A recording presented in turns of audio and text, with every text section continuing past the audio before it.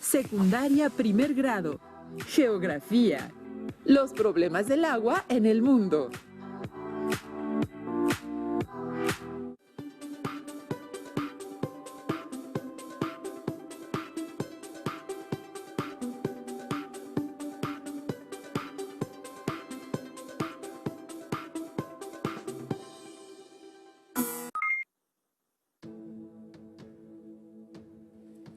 Bienvenidas y bienvenidos, alumnas y alumnos de la asignatura Geografía. Hoy nos acompaña la profesora Mirna Paredes Alvarado en una emisión más de Aprende en Casa 2. Antes de empezar, les recordamos que aún debemos permanecer en casa para evitar riesgos, mientras culmina esta etapa de emergencia sanitaria. Hay que aprovechar el tiempo para convivir con la familia y seguir aprendiendo sobre esta asignatura. Si ya están listos, ¿qué le parece, maestra? ¡Comenzamos! En esta ocasión abordaremos el tema los problemas del agua en el mundo. Como sabemos, el agua es un recurso indispensable para todos los seres vivos en el planeta. Por eso, hablaremos de los problemas del agua que se viven en el mundo, en nuestro país y en su localidad. Además, identificaremos algunas de sus causas y consecuencias. Les recomiendo que a lo largo de esta sesión realicen anotaciones de las ideas o información que consideren de interés. Si tienen dudas, anótenlas y si tienen posibilidad, plantéenlas a su maestro o maestra.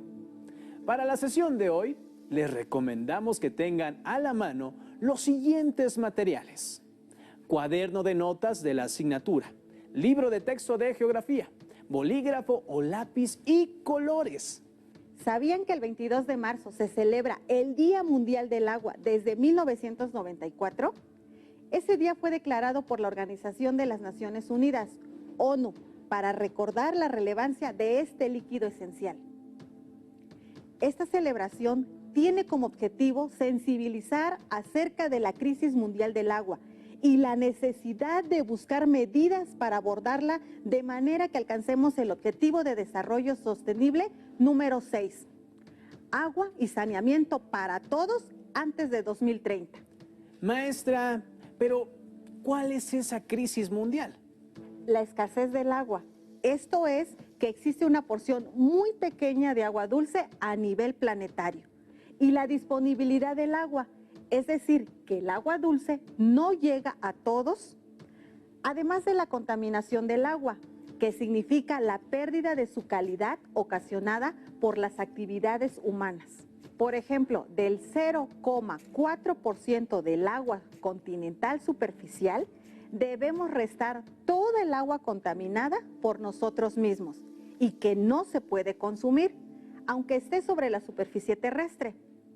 Aparte de esto, en el mundo, 2.000 millones de personas carecen de acceso a servicios de agua potable gestionados de manera segura. Pero nosotros aquí en México no tenemos ese problema, ¿cierto? Digo, porque nuestro país tiene muchos ríos, eso lo vimos en sesiones anteriores. México también pasa por esta situación. Una cosa es que haya muchos ríos y otra diferente que se cuente con agua de calidad y que llegue hasta nuestros hogares. Algo que se debe tomar en cuenta es que llevar agua a las casas no es un proceso sencillo. Por ejemplo, el poner drenaje en terrenos montañosos o en zonas desérticas es complicado. Por ello se dice que en México la distribución geográfica del agua no coincide con la distribución geográfica de la población. La situación geográfica del país lo ubica en dos áreas bien diferenciadas, separadas por el Trópico de Cáncer.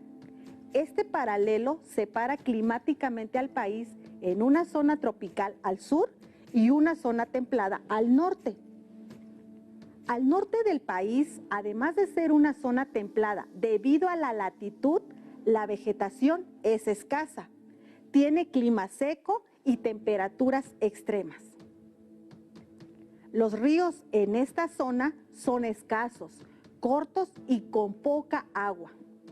Asociado a ello está la desertificación, que es la degradación de la tierra en las zonas áridas y semiáridas.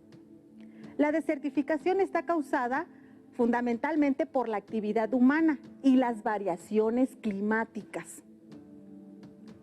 Estas condiciones geográficas del país, más la falta de infraestructura, intervienen para que el 25% de los hogares mexicanos no dispongan de agua potable. Por otra parte, se estima que 6 de cada 10 ríos principales están fuertemente contaminados.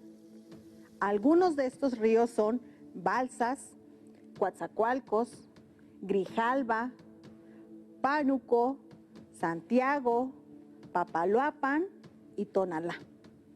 Pero no podemos seguir así, ¿no?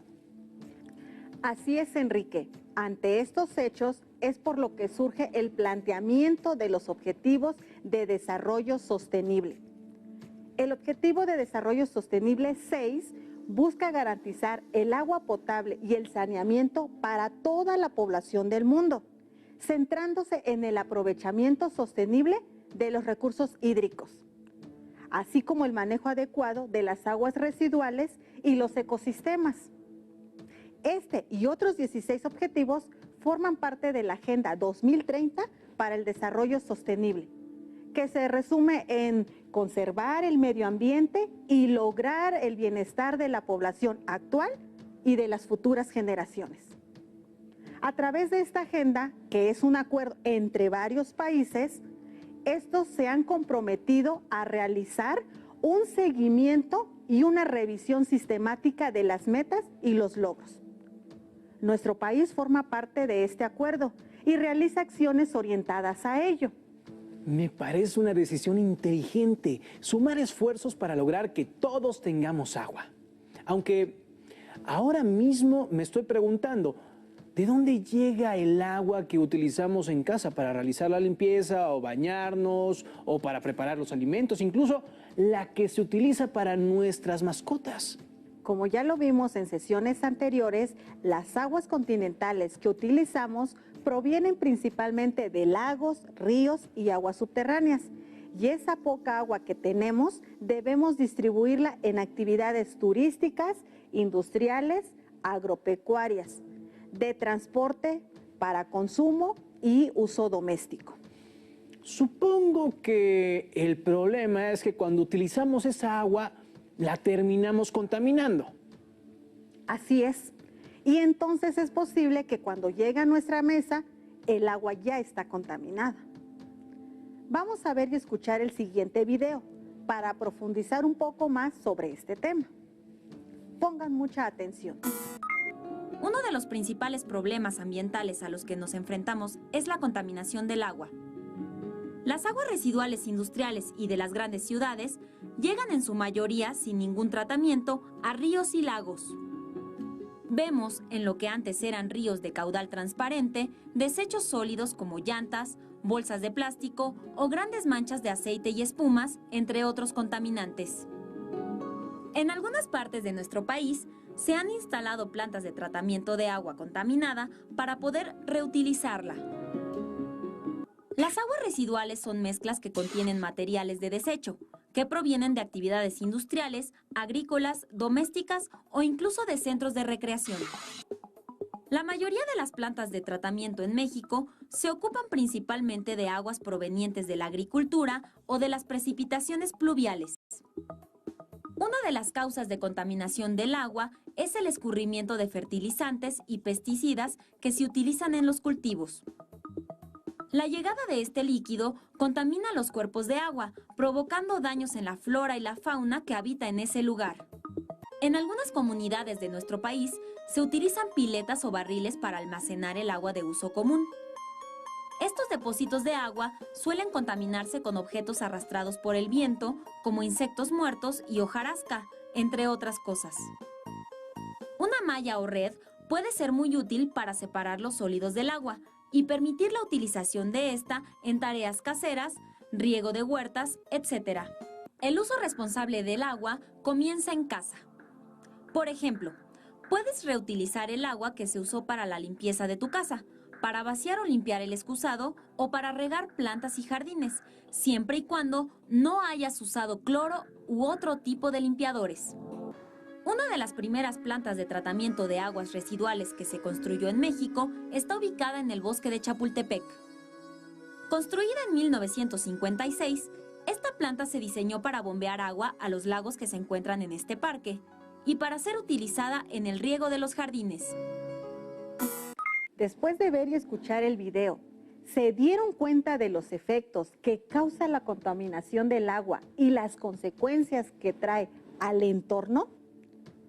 En el video también pudieron identificar el proceso para tratar el agua residual, en este caso, el de la Ciudad de México, ya que es la ciudad más poblada del país y por lo tanto la que mayormente contamina al agua. El problema del agua en el mundo alude a la calidad del agua superficial, es decir, si se encuentra contaminada o no para el servicio de la población y si ésta llega de manera oportuna. Ahora, en cuanto al agua contaminada, es importante resaltar que el volumen de agua útil para el ser humano se reduce cada vez más por lo difícil y costoso que es limpiarla. Por otra parte, no solo el agua que vemos frente a nosotros cuando la usamos es toda la que consumimos. La mayor cantidad del agua que utilizamos se encuentra en los productos y servicios que a diario utilizamos. En la medida en que redoblemos esfuerzos para cuidar el agua a través del uso indirecto que tenemos de ella, mayor será nuestro ahorro. Ahorrar agua y utilizarla de manera eficiente es algo que durante mucho tiempo se ha escuchado. Por ejemplo, cerrar la llave mientras nos enjabonamos, utilizar cubeta para lavar el coche o un vaso para lavarnos los dientes. Sin embargo, esa agua que utilizamos para actividades domésticas, lavado de manos, limpiar los platos, regar el jardín, lavar la ropa o limpiar la casa, representa tan solo el 4% del agua que empleamos en nuestras actividades diarias. Ya que la mayor parte de nuestro consumo de agua es indirecto, es necesario reconocer las cantidades de agua que se encuentran detrás de la fabricación o elaboración de cada producto.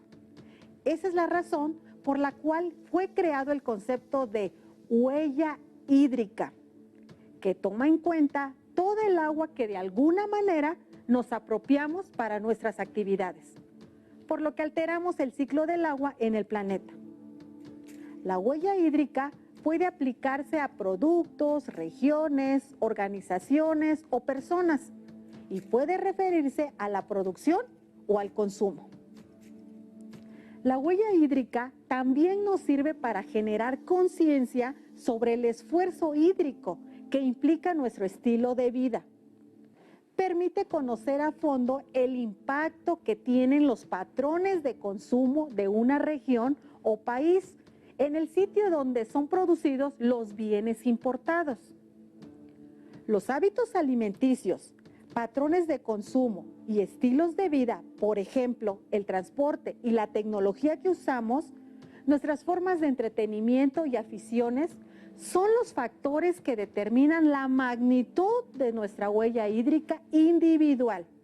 Es decir, ¿qué tanta agua es necesaria para que podamos vivir de la forma en que lo hacemos?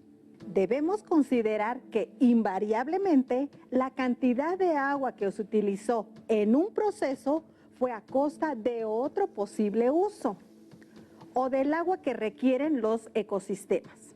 A ver, para ser más explícitos y en casa nos comprendan, ¿nos puede poner un ejemplo, maestra, por favor? Por supuesto. Veo que estás usando una camisa muy linda y elegante. ¿Sabes de qué material es? Bueno, me parece que es de algodón. Bueno, para elaborar tu camisa se necesitaron 2.700 litros de agua.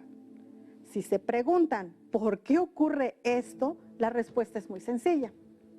El algodón es el mayor consumidor de agua y, por supuesto, para que exista la camisa, tuvieron que sembrar algodón y ese algodón requirió agua para desarrollarse.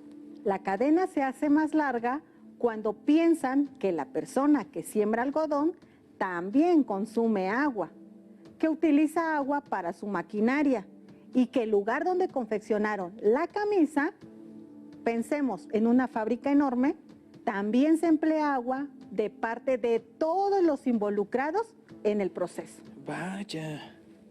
Es sorprendente el dato que nos está ofreciendo, maestra. Jamás había pensado que el agua está implicado en todos los procesos de nuestra vida diaria.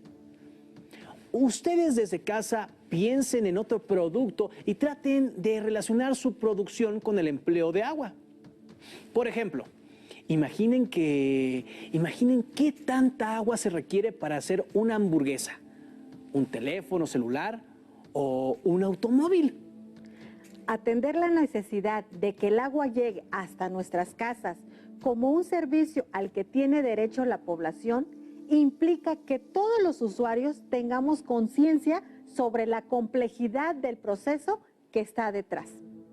De ahí la importancia del concepto de huella hídrica, que se refiere al agua utilizada en la creación de un producto y se refiere no solo al volumen contenido de agua de cada producto, sino que es un indicador.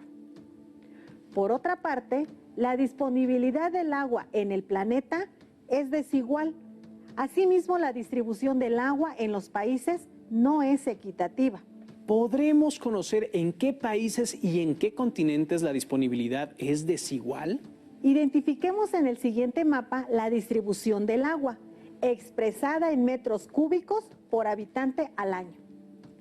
Se puede apreciar cómo la ubicación geográfica es un factor que muestra esa desigualdad para disponer de este recurso vital. Por continente, vemos la desigualdad geográfica de disponibilidad de agua. África, por ejemplo, a pesar de contar con grandes cuerpos de agua, entre ellos el río más largo del planeta, el río Nilo, y con algunos de los ríos más caudalosos como el río Congo y el río Orange, es de los continentes que menor disponibilidad de agua tiene para su población. En contraste, América es un continente con mayor disponibilidad de agua para su población. Sin embargo, en nuestro país hay diferencias muy grandes en cuanto a la disponibilidad de agua. Las zonas centro y norte son en su mayor parte áridas o semiáridas. Los estados norteños, por ejemplo, apenas reciben 25% de agua de lluvia. En el caso de las entidades del sureste, Chiapas, Oaxaca, Campeche, Quintana Roo, Yucatán, Veracruz y Tabasco, ocurre todo lo contrario. Estas reciben casi la mitad del agua, el 46,6%. Por otra parte, en las entidades del sur, donde también llueve mucho, sus habitantes tienen menor acceso al agua, pues no cuentan con los servicios básicos, como el agua entubada dentro de la vivienda.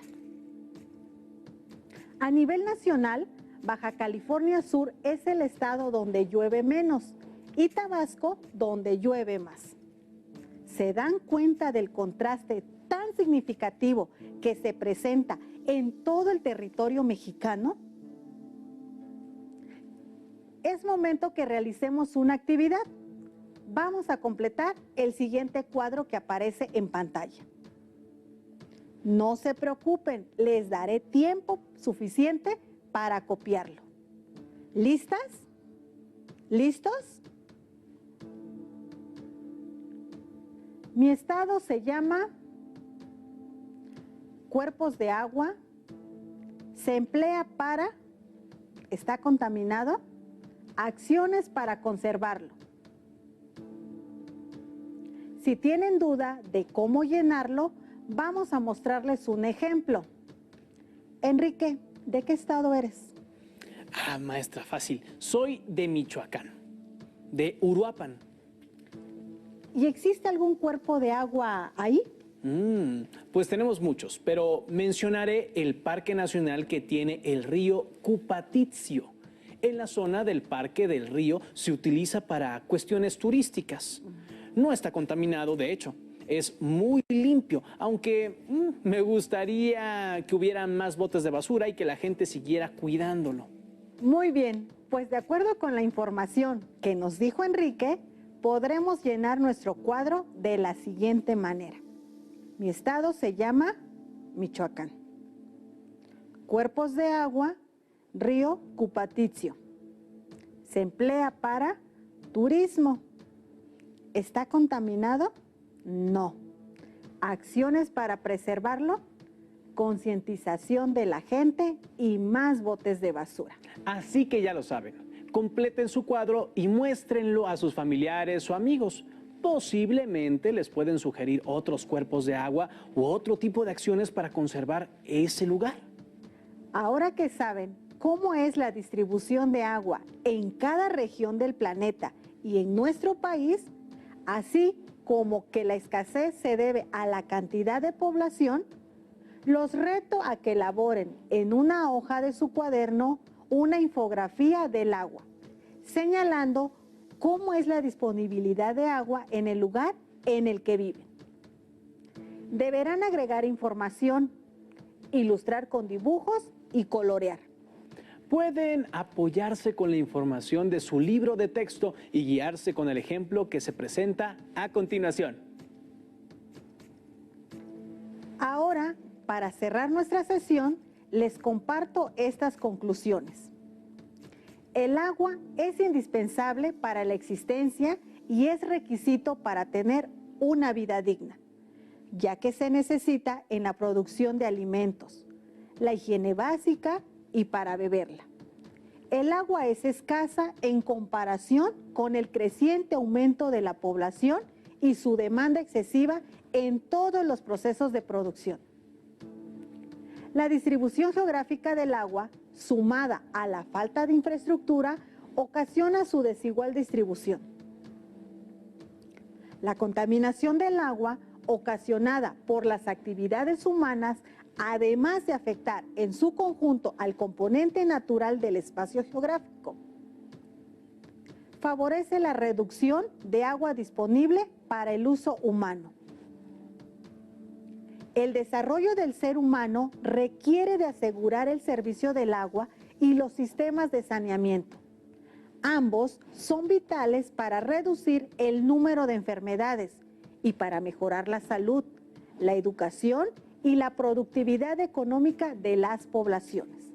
Esperamos que hayan aprendido mucho sobre la situación del agua para que reflexionemos en nuestros hábitos cotidianos de uso. Juntos podemos hacer mucho por cuidar este recurso primordial para todos los seres vivos y para el planeta entero. En su libro de texto encontrarán la secuencia de este tema. Es importante que lo revisen para ampliar sus conocimientos.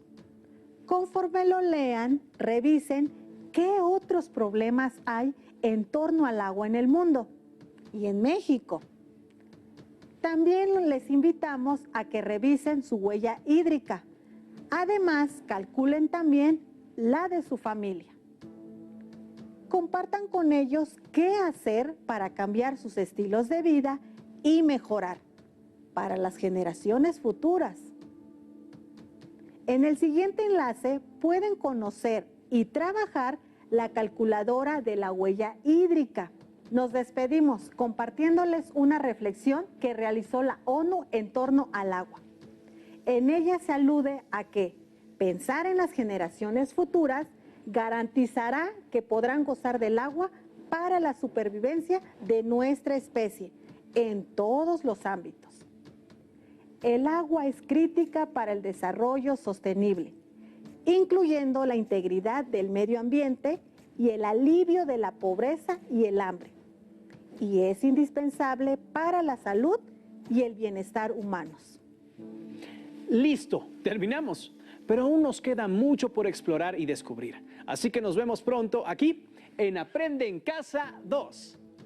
¡Hasta la próxima! Si tienes